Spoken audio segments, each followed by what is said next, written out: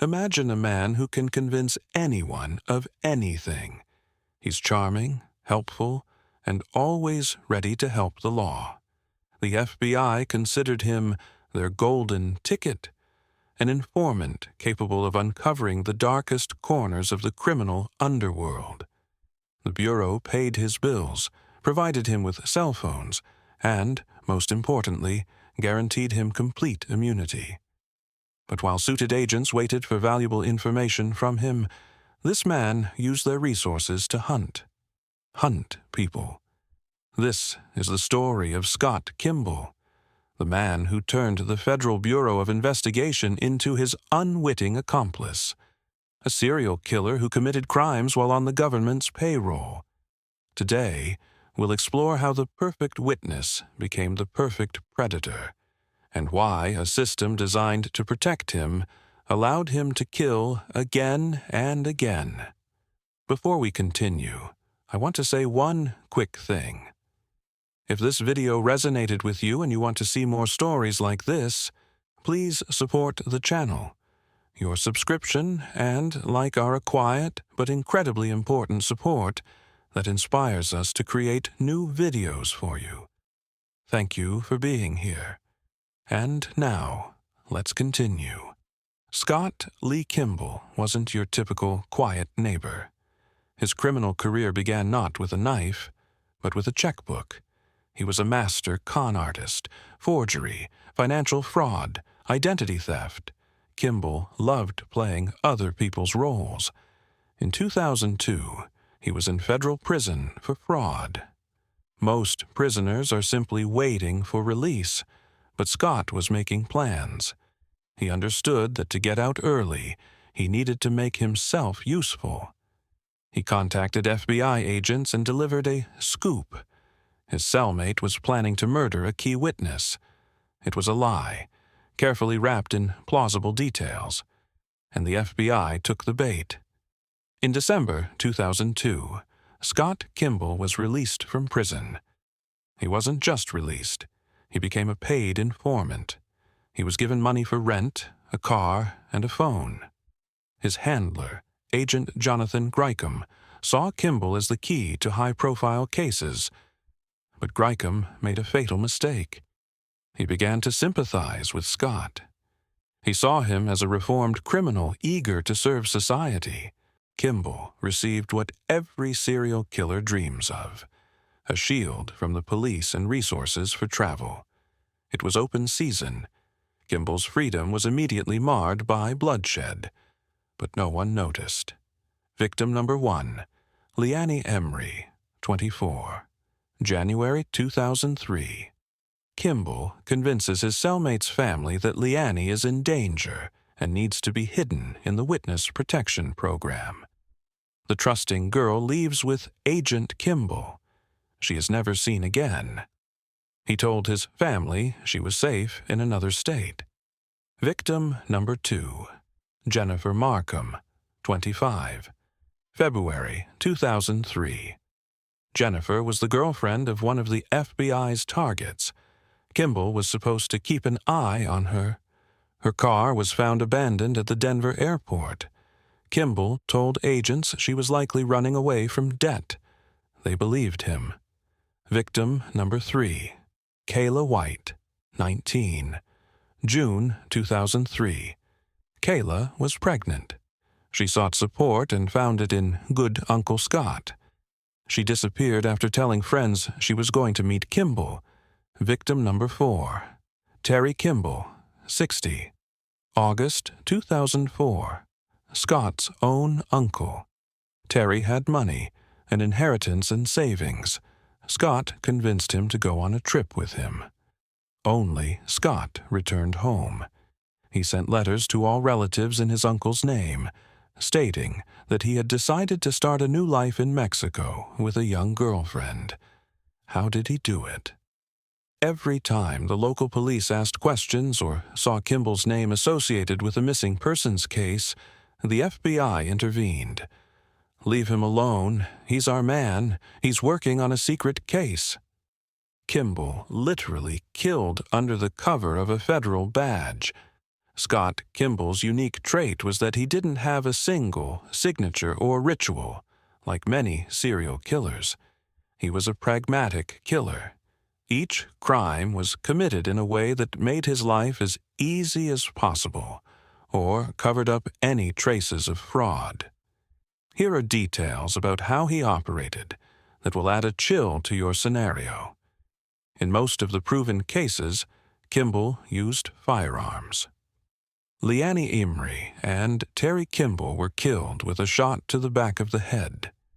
This speaks to his execution style. He didn't give the victims a chance to defend themselves or even understand what was happening. He chose moments when the victims felt completely safe.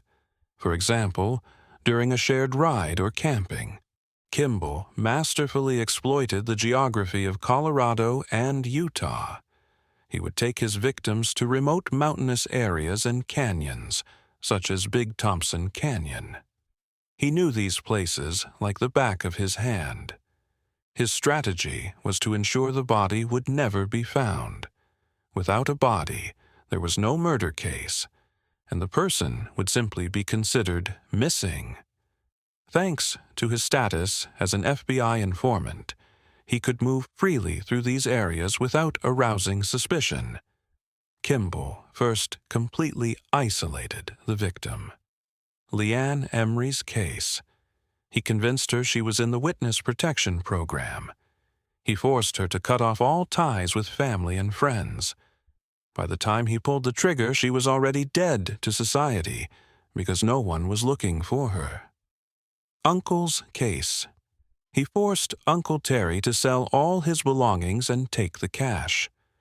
Kimball first killed him financially, pocketing the money, and then disposed of him in the woods. Kimball didn't just bury the bodies. In one case, he tried using chemicals to speed up the decomposition of the remains, though this wasn't always effective due to the soil conditions in the canyons. In other cases, he relied on the wilderness and remoteness of the locations, hoping predators and time would do the work for him. The creepiest part isn't how he pulled the trigger. The creepiest part is what he did after. Kimball lived in his victims' apartments for months, spending their money and writing letters to their parents on their behalf, while their bodies decomposed in canyons known only to him, and, indirectly, the FBI, which paid for his gas.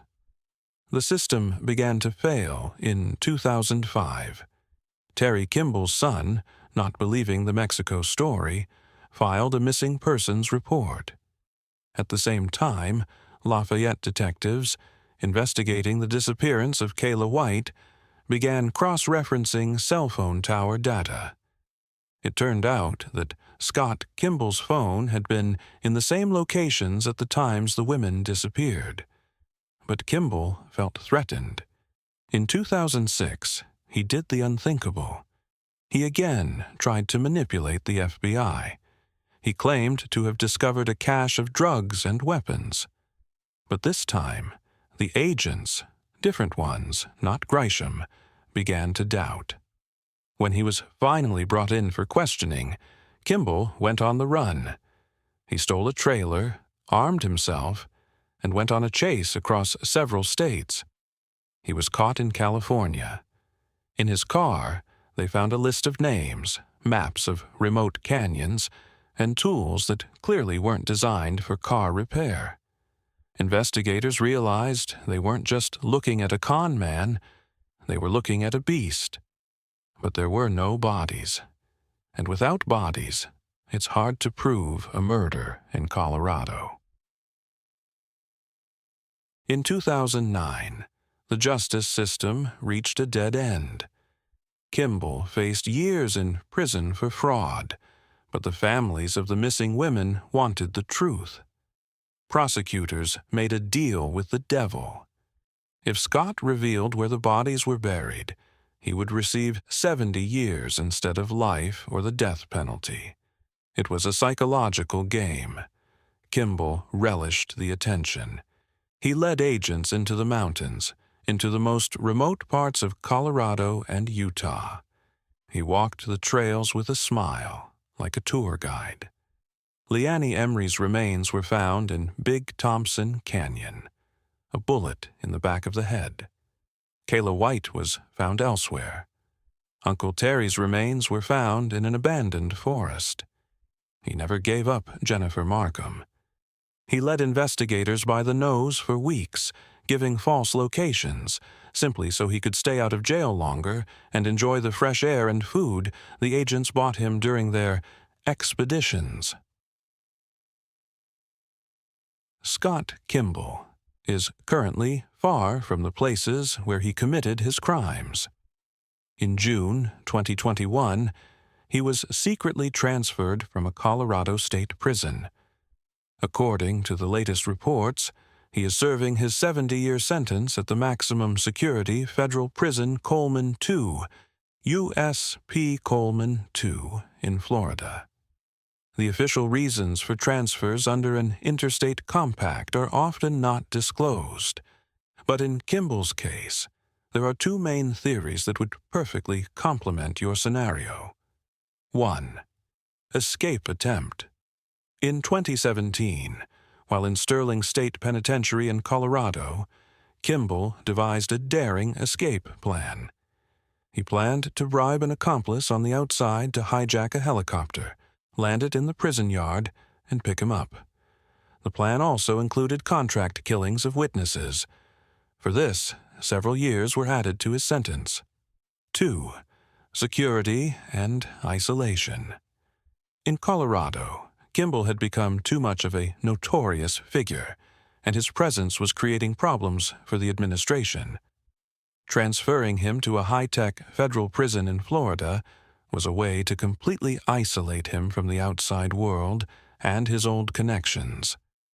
This story isn't just about one man's cruelty.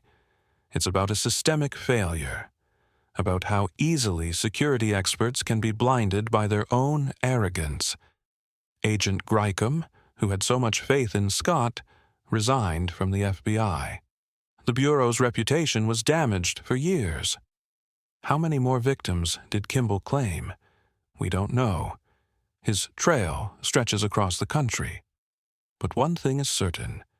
Scott Kimball proved that the most dangerous monster isn't the one lurking in the shadows.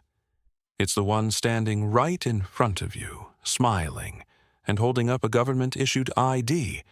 Take care. And remember, sometimes those who promise to protect us are the ones leading us into the woods.